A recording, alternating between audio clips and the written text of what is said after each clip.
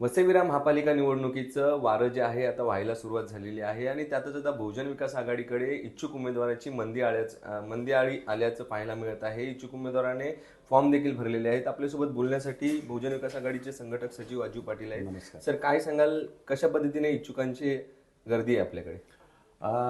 काल सकाळपर्यंत 1100च्या आसपास फॉर्म गेलेले आहेत. 2000च्या वरती जातील.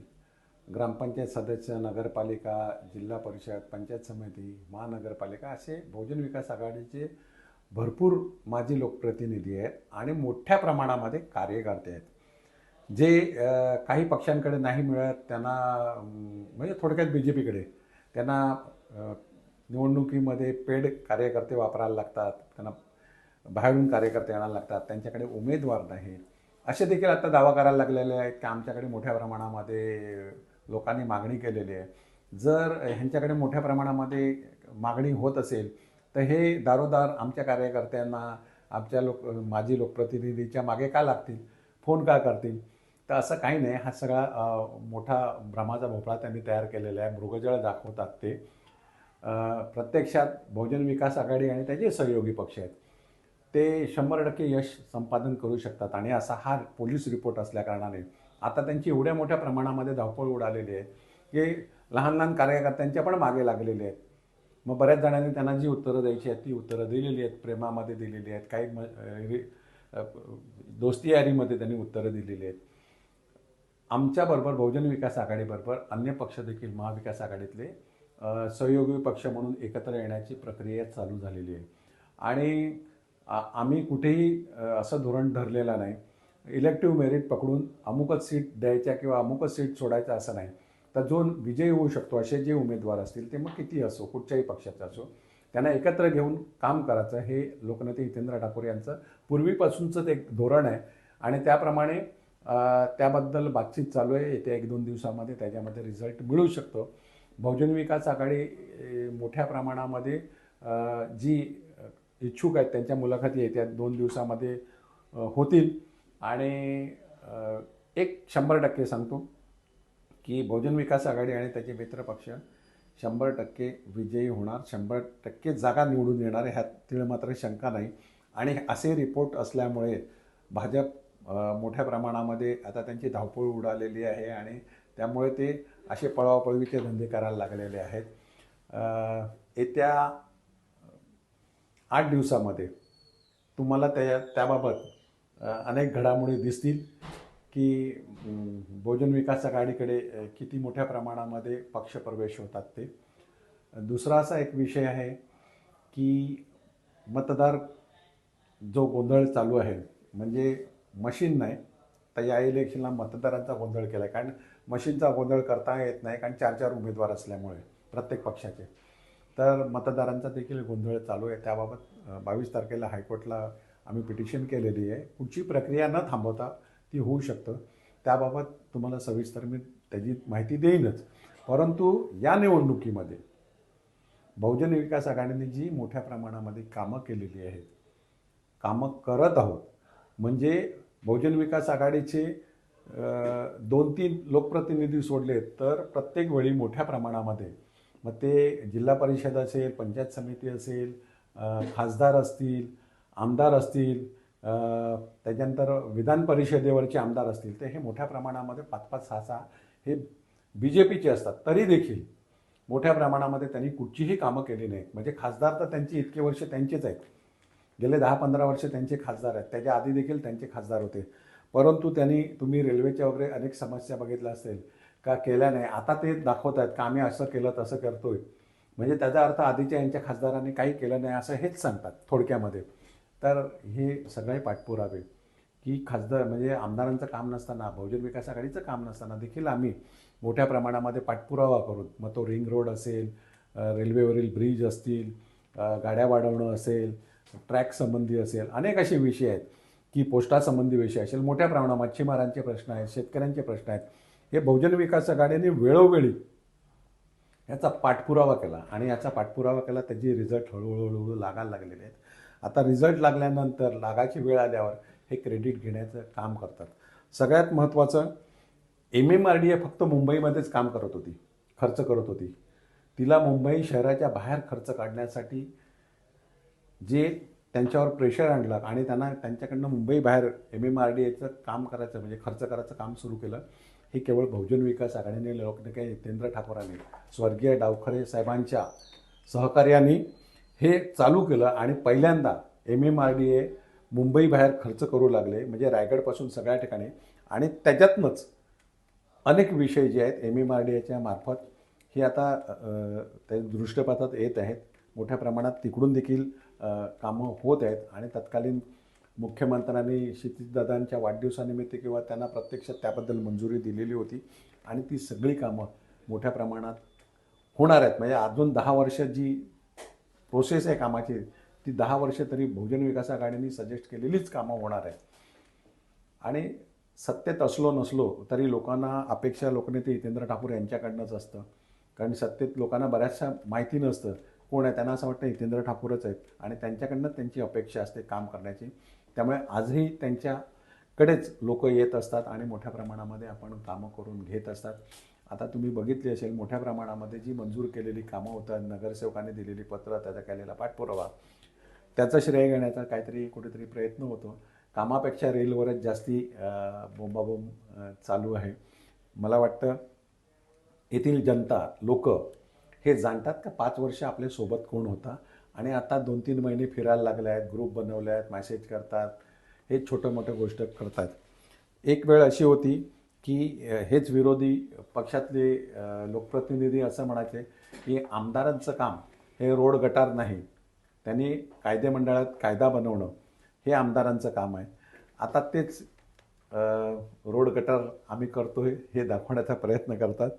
असो, बहुजन विकास आघाडीने पक्ष बाजूला ठेवून वसई तालुक्यामध्ये मोठ्या प्रमाणामध्ये सामाजिक असतील, सांस्कृतिक असतील, सगळ्या प्रकारची कार्य केलेली आहेत आणि कुठेही पक्षीय राजकारण त्याच्यामध्ये आणलं नाही आणि सर्वसमावेशक अशी कामं केलेली आहेत आणि त्याचाच रिझल्ट येथील जनता मागे राहतं.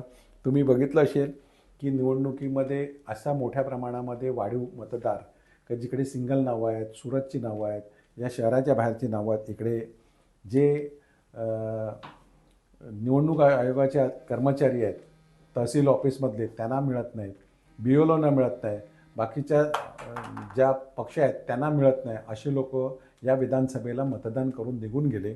त्यावेळी असं लक्षात आलं का ज्यांच्या स्लिपा वाटल्या गेल्या नाही, जी मिळून येत नाही, असे लोक आले आणि ती सिंगल नाव होते आणि मतदान करून निघून गेलं.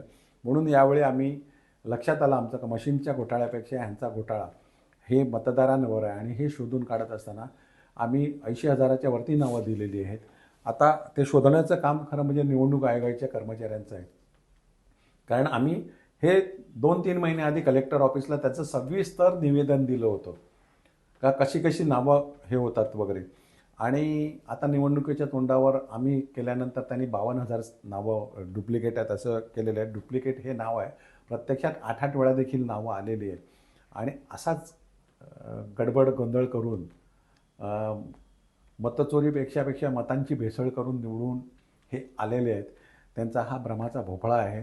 जर वसई तालुक्यातली तुम्ही मतदारांची मानसिकता बघितली तर त्यांना राज्याच्या आणि केंद्राच्या निवडणुकीकडेपेक्षा या स्थानिक पातळीवर आपल्याबरोबर कोण आपल्यासोबत आहे, कोण काम करतो ह्याच्यावर जास्ती भरोसा. हे नाव आहे, प्रत्यक्षात 8-8 वेळा देखील नावं आलेली आहेत आणि असाच गडबड गोंधळ करून मतचोरीपेक्षा मतांची भेसळ करून निवडून हे आलेले आहेत. त्यांचा हा भ्रमाचा भोपळा आहे. जर वसई तालुक्यातली तुम्ही मतदारांची मानसिकता बघितली तर त्यांना राज्याच्या आणि केंद्राच्या निवडणुकीकडेपेक्षा या स्थानिक पातळीवर आपल्याबरोबर कोण आपल्यासोबत आहे, कोण काम करतो ह्याच्यावर जास्ती भरोसा असतो आणि त्यामुळे बहुजन विकास आघाडी आणि त्याचे सहयोगी पक्ष 100% या निवडणुकीमध्ये निवडून येतील. मात्र भाजपाकडे जर बघितलं तर बहुजन विकास आघाडीचे आजी माजी नगरसेवक असतील, सभापती असतील, हे मोठ्या संख्येने गेलेले आहेत आणि त्यांचा दावा आहे की त्यांच्याकडे इच्छुकांची संख्या ही जास्त आहे. मी तुम्हाला सांगितलं का जे आजी कोणी नाही, सगळे माझी आहेत, एकही आजी त्यांच्याकडे गेलेलं नाही. जवळपास 5,000च्या वरती प्रतिनिधी, माजी प्रतिनिधी, बहुजन विकास आघाडी, ग्रामपंचायत असेल, जिल्हा परिषद असेल, पंचायत समिती असेल, नगरपालिका असेल, महानगरपालिका असेल, हे मोठ्या प्रमाणामध्ये आहेत बहुजन विकास आघाडीचे. त्याच्यामध्ये एक 10-12 जणं जर गेले असतील तर कार्यकर्त्यांपेक्षा असे जे गेले असतील ते का गेले त्यांचं त्यांना माहिती आहे आणि तुम्ही चांगले ओळखतात, कारण तुम्ही या स्थानिक पातळीवर पत्रकारिता करतात. त्यामुळे तुम्ही सगळ्या आजी माजी जे गेले असतील ते का गेले हे तुम्हाला चांगलं ठाऊक आहे. त्याच्यामुळे आम्ही ते सांगण्याची गरज नाही.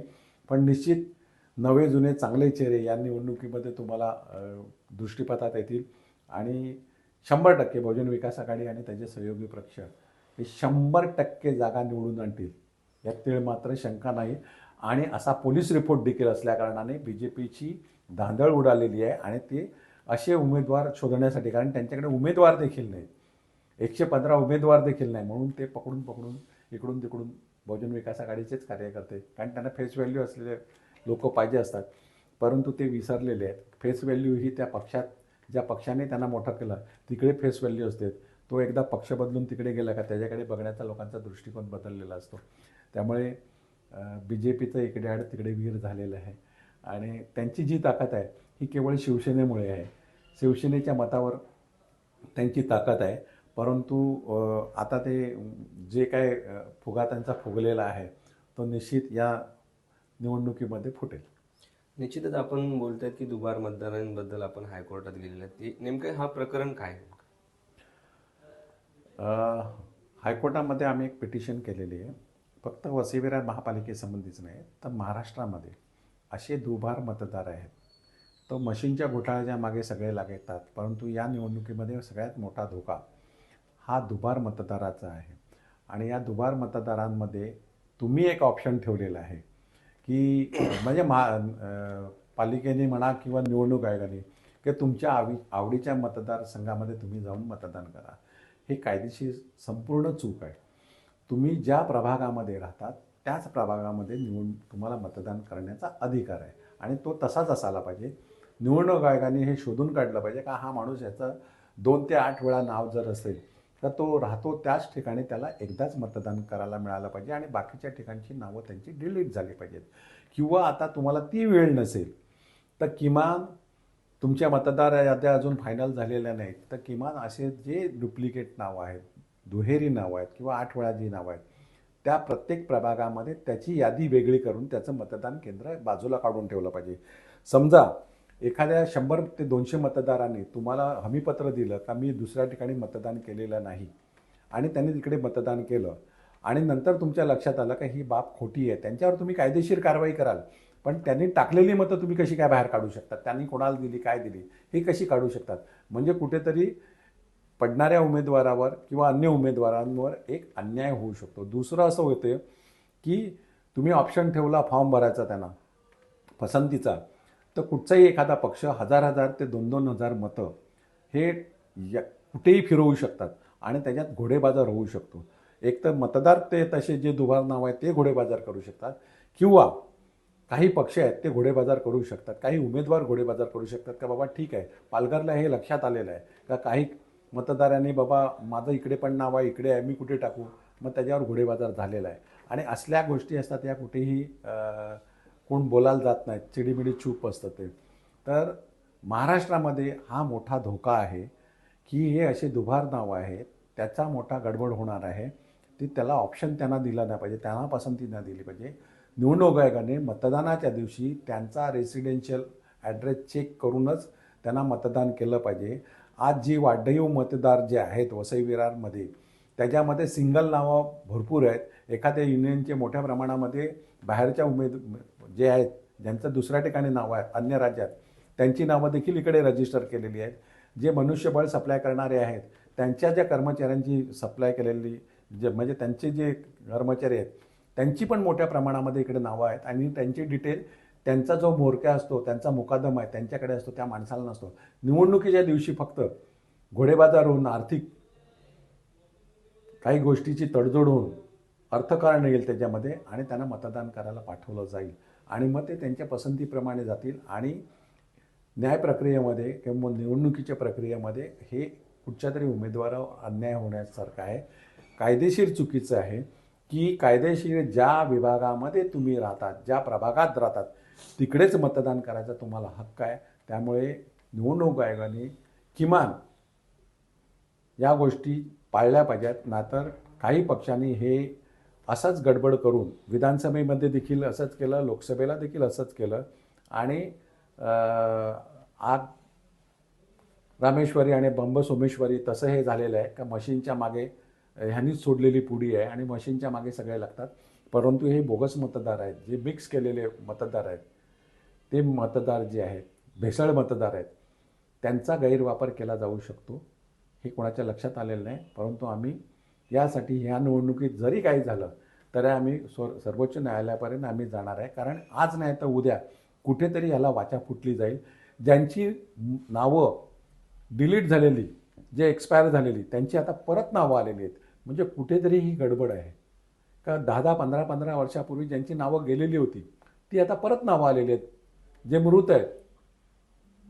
त्यामुळे कुठेतरी याच्यावर वाचा फोडण्यासाठी मग ते सगळ्याच पक्षांसाठी, सगळ्याच समाजासाठी, सगळ्या मतदारांसाठी आम्ही हे करत आहेत.